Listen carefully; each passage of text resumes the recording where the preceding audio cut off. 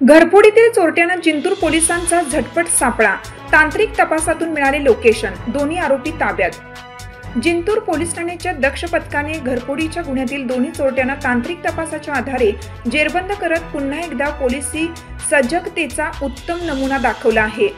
मिळालेल्या माहितीनुसार मागील ऑगस्ट महिन्यात जिंतूर जोगीतांडा परिसरात घरफोडीची घटना घडली होती।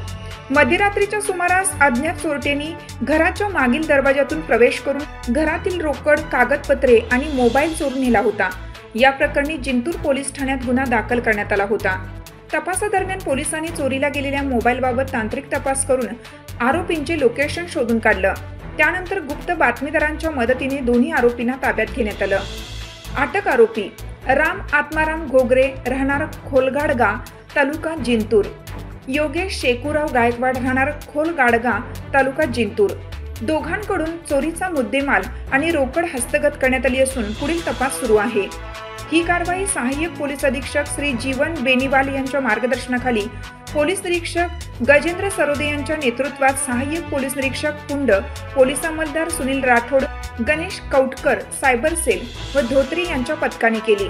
तांत्रिक तपासातून चोर सलाकाड, जिंतूर पोलिसांची जलद आणि जबरदस्त कारवाई चर्चेत।